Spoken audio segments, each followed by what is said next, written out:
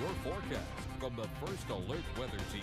12:51. Let's get right into it. At least a look at the here and now. Not a bad view from downtown Wilmington. Our First Alert Skycam high atop the Murchison building. 84 degrees, but it feels like 90. Why? Because you got to factor in a dew point that's in the lower 70s. Lower and middle 70-degree dew points going to continue on for the next little bit. In fact, this afternoon peaking in the mid 80s for air temperatures, but it's going to feel like it's in the 90s for many spots. Stray shower, rogue storm, that'd be the worst of it. How about tonight? Mid 70s. This is like mid-July overnight lows here, folks, but we got clouds, balmy breezes, and winds out of the south, so it just kind of adds to the overall feel.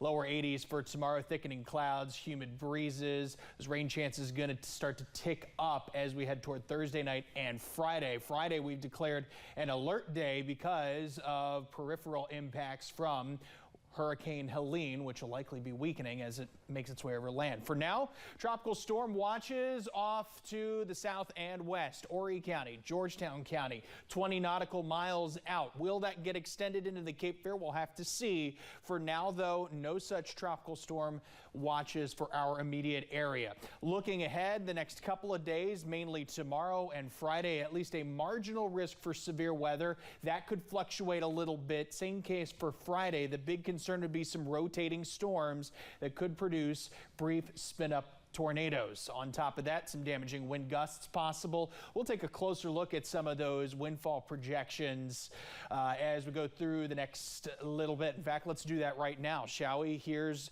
8 a.m. tomorrow morning. Some pedestrian 10, 15 mile per hour sustained winds. We could deal with that through the afternoon. At times, we may see a few of those get into the 20 mile per hour range. And if you're along the coast by tomorrow evening, those are going to start to get close to 30 miles an hour and only increase during the course of the overnight. Look at this. Some projections of sustained winds of 40, even 50 miles per hour, close to 60 across the border. This will be first thing in the morning Friday. So that's really going to be a time that you need to be weather aware, really overnight Thursday into Friday. That's going to be our best chance of any rotating storms. You can kind of see where that boundary rolls through. And afterwards, still some pretty breezy conditions through the balance of your Friday and Friday evening, but things much improved come Saturday.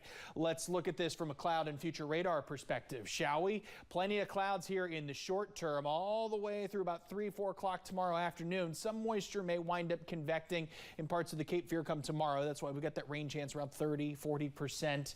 Then additional moisture off to the south. Here we go. It starts to roll in here Thursday night and Friday morning. This is modeling, mind you, but still some of those heaviest bands, I think, likely to arrive during the overnight into Friday morning. Friday afternoon, a little bit of a different case, though.